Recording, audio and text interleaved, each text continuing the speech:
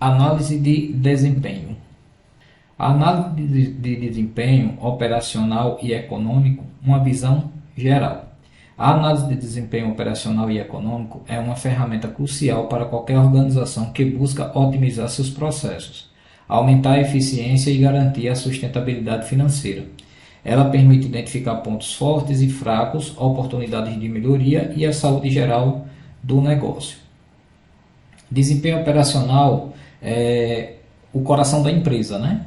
Então, o desempenho operacional se concentra nos processos internos da empresa, avaliando a eficiência com que os recursos são utilizados para produzir bens ou serviços. Alguns indicadores chaves utilizados nessa análise incluem produtividade, quanto a produção é gerada por unidade de insumo, né? Trabalho, capital, matéria-prima. Qualidade, com relação à qualidade, o produto ou serviço atende aos padrões de qualidade estabelecidos e às expectativas dos clientes. Tempo de ciclo, quanto tempo leva para transformar os insumos em produtos finais.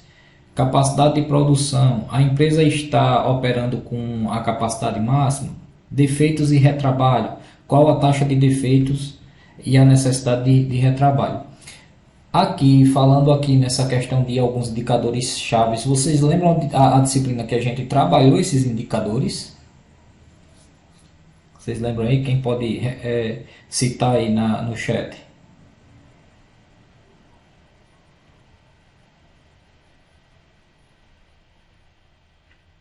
Ninguém?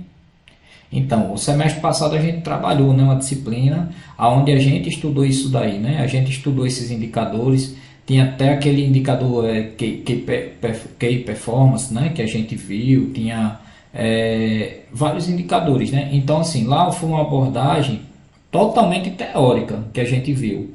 Só que aqui a gente está partindo já para teoria e prática, porque a gente está trazendo essas teorias para a prática agora, né?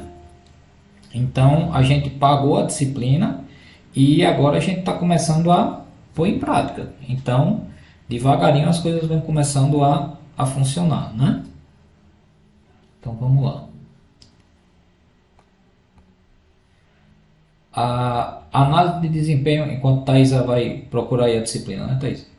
Dê uma olhada aí. A análise do desempenho operacional busca responder perguntas como.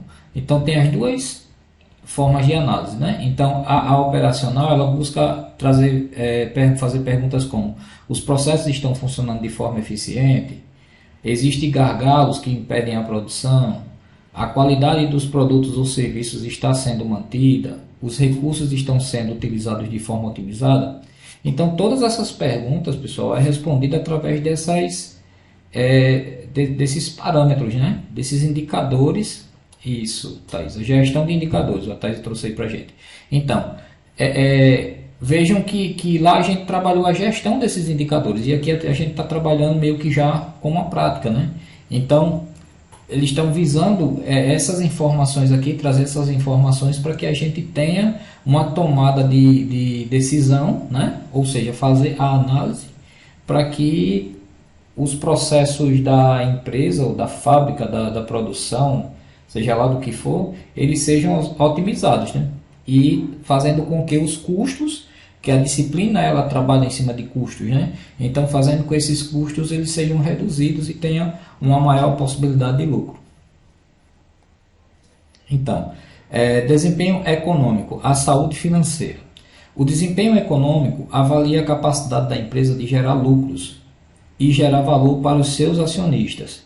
Indicadores financeiros como lucratividade, a empresa está gerando lucro, rentabilidade, o retorno sobre o investimento está sendo adequado, liquidez, a empresa tem recursos suficientes para honrar suas dívidas, eficiência financeira, os recursos financeiros estão sendo utilizados de forma eficiente.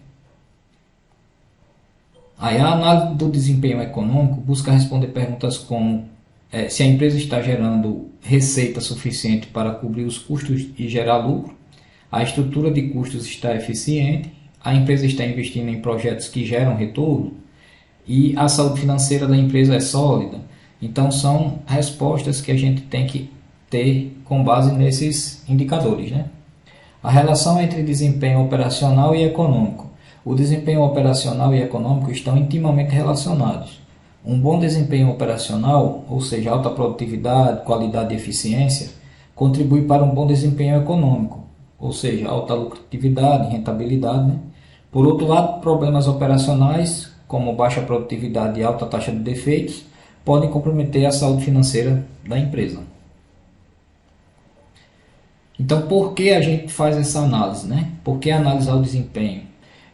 A análise do desempenho é fundamental para tomar decisões estratégicas, ou seja, identificar as oportunidades de crescimento e áreas que precisam de melhoria, aumentar a eficiência, eliminando desperdícios e otimizando processos, melhorar a qualidade, atendendo às expectativas dos clientes e reduzir custos com o retrabalho, aumentar a lucratividade, gerando mais valor para os acionistas, gerenciar risco, identificar e mitigar riscos que podem afetar o negócio. Então, com isso, a análise de desempenho operacional e econômico é uma ferramenta poderosa para qualquer empresa que busca alcançar o sucesso a longo prazo. Ao entender como os processos internos e os resultados financeiros estão interligados, as empresas podem tomar decisões mais informadas e estratégicas, garantindo a sua sustentabilidade e crescimento. Então, assim, ó, alguns índices utilizados, e aí esse daqui, gente, eu tive que buscar lá no conteúdo web, porque não posso fugir muito do que está lá, né? Então, os índices que foram escolhidos lá para trabalhar o questionamento que foi feito, foi o que? Índice de desempenho, onde esse índice é igual à demanda real dividido pela demanda ideal, né? Aí, ó, onde demanda real é o volume de vendas realizado pela empresa analisada, tá? Demanda ideal é o volume de vendas teórico que a empresa deveria vender em relação ao mercado, com base na sua posição, participação de mercado. Aí vamos dar uma paradinha aqui, ó. Aqui entra o que? Entra lá aqueles pontos de equilíbrio, né? Aonde se eu quero tomar como base a minha demanda ideal, de repente ser o ponto de equilíbrio contábil, que o ponto de equilíbrio contábil, gente, vocês sabem que a fórmula dele, né, do cálculo dele é os gastos fixos, né, dividido pela margem de contribuição. Eu estou fazendo de uma parte da empresa, né?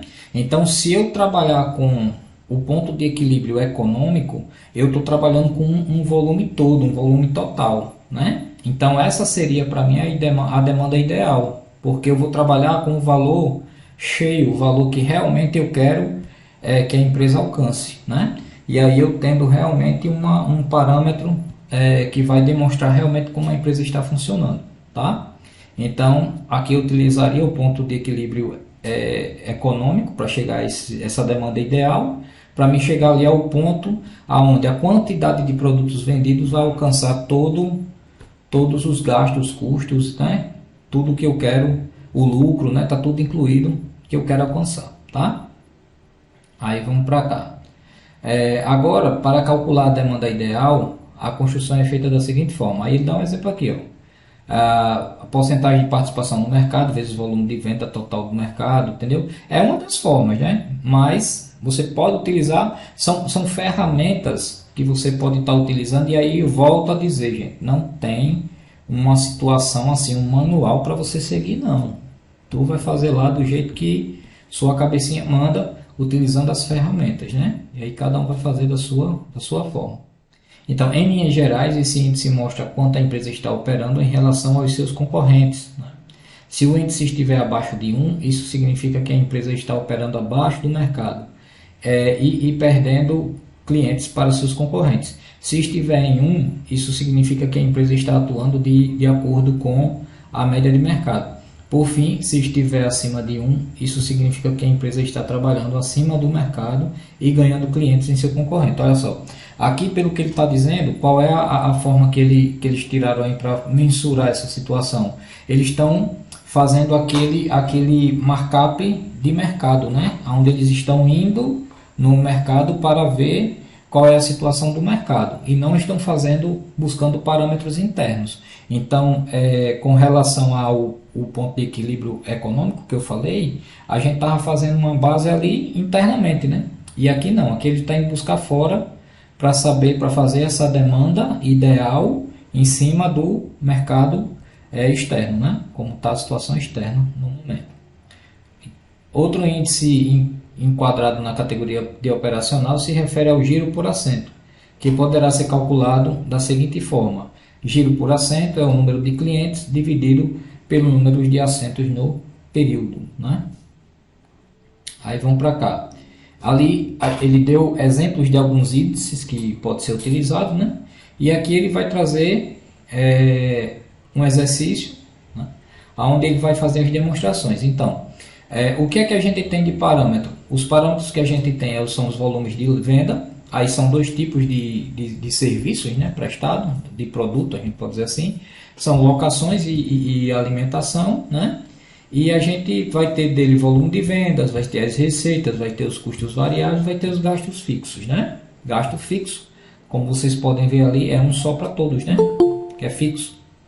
Então não tem muito o que fazer. Aí vamos lá. Gente, só um segundinho, viu? Só um...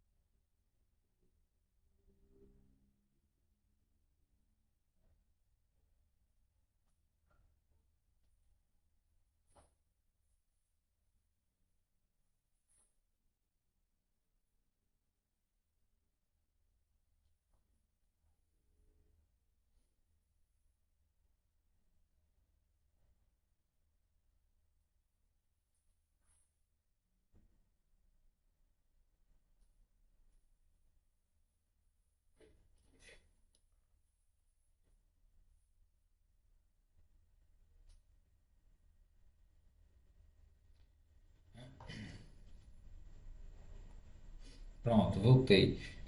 Milena perguntando aqui, gente, eu esqueci de perguntar qual matéria e qual o CW que estamos vendo hoje. Então, Milena, nós estamos no conteúdo Web 4 da matéria de análise de custo. A gente está encerrando a disciplina hoje, a gente vai fazer algumas revisões e a gente vai estar encerrando aí, né? Se for o caso, a gente vai ver algumas revisões, talvez. Aí, a gente terminando isso aqui hoje, a gente vai terminar durante a semana, porque vai ficar a semana livre para o pessoal fazer prova, né? Então, provavelmente lá para sábado, por aí a gente começa já na disciplina de... qual é a disciplina, meu Deus, que está aí? Na disciplina de cálculo aí que está rolando agora, né? Que eu esqueci. Stephanie, quer falar alguma coisa? Stephanie, fica à vontade. Dá uma tua mãozinha aí.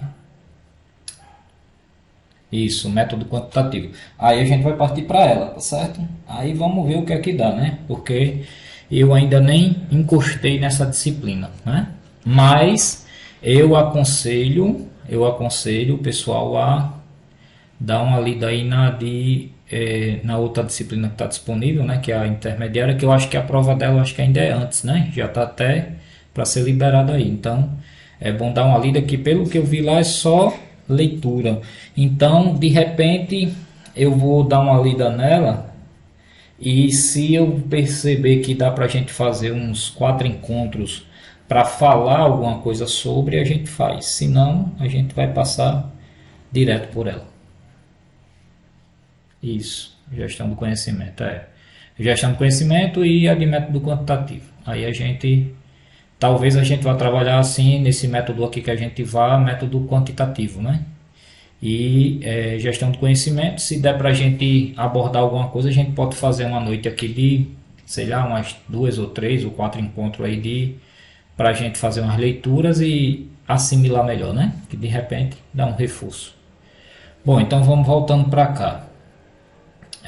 O passo 1, né, seria aqui determinar o índice de desempenho. Então, para determinar o índice de desempenho, precisamos construir alguns dados. O primeiro deles é a demanda ideal, que representa o número que a empresa deveria vender conforme sua participação no mercado. A fórmula da demanda ideal seria a porcentagem de participação no mercado vezes o volume de venda total do mercado. Então, a demanda ideal seria 15%. Ele determinou que 15% da fatia de venda do mercado seria a demanda ideal para ele, né? Onde ali está um total de 20 milhões, ficaria uma demanda de 3 milhões. Na verdade, 3 mil. Aqui está 3 milhões de metros quadrados, né? Em segundo, calculando o índice de desempenho da empresa. Índice de desempenho da empresa seria a demanda real dividido pela demanda ideal. Índice de desempenho 3.600 dividido por 3.000, isso aqui dá um índice de desempenho de 1,20, né? Então vocês lembram que a gente viu anteriormente que o índice estando acima de 1 estaria interessante, né? Então aqui como deu 1,20, então está tranquilo aqui para essa situação da empresa. Passando para frente, o passo 2 seria determinar o giro por assento do restaurante. Número de assentos no período, que seria 500, né? Multiplicado por 365 dias, um ano, que daria um total de 182.500 assentos, né? Então, o giro por assento seria o número de clientes dividido pelo número de assentos no período. Giro por assento de 127.750, que foi encontrado, né? E o número ideal seria 182.500, então o giro por assento dá um torno de 0,70, né, pessoas por assento, então uma porcentagem de 70% da ocupação total. Aí a taxa de ocupação seria o volume de vendas em metros quadrados dividido pelo espaço disponível em metros quadrados. A taxa de ocupação 3.600 dividido por 6.205, isso aí dá um total de 17.000 vezes 365 dias, né? A taxa de ocupação de 58,2%. Gente, isso aqui são só dados, dados assim, como é que eu posso dizer, né? Dados gerenciais, não tem muito que você fazer, é você ler o que está pedindo e procurar na tabela as informações para encontrar o cálculo, né? Então assim, são os parâmetros que estão sendo encontrados, né? Como eu disse para vocês, meio que muita teoria. Então vamos lá. O terceiro passo, que é o que ele pede, determinar a margem líquida, né? E a margem líquida o cálculo seria o lucro líquido dividido pelas receitas, né? Então a margem líquida seria 4.200.000 dividido por 10.351.200. Isso dá em torno de uma margem líquida de 40,58%. O quarto passo é calcular o retorno sobre investimento. E aí o retorno sobre investimento a fórmula é o lucro líquido dividido pelo investimento. Então o retorno sobre investimento seria 4.200.000 dividido por 18 milhões, né?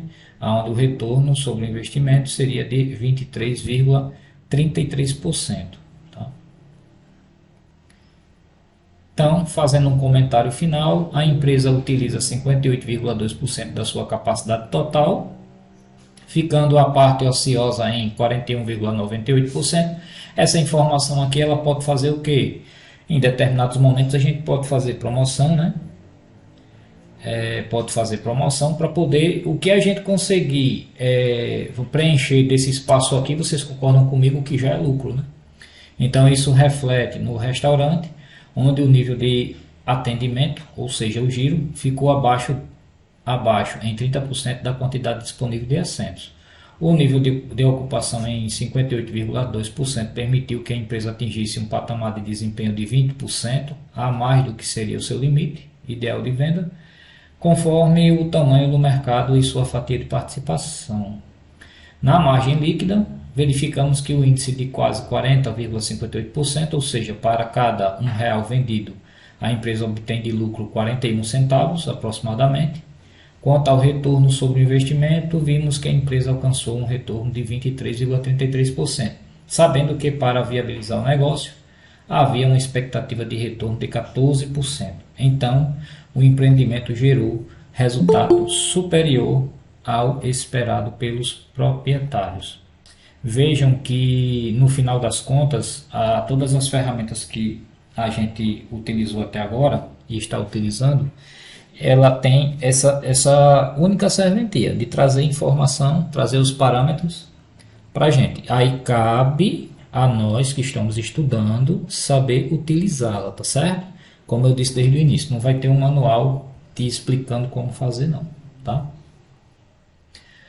Bom, sendo assim, como eu disse a vocês, encerramos o último conteúdo, tá certo?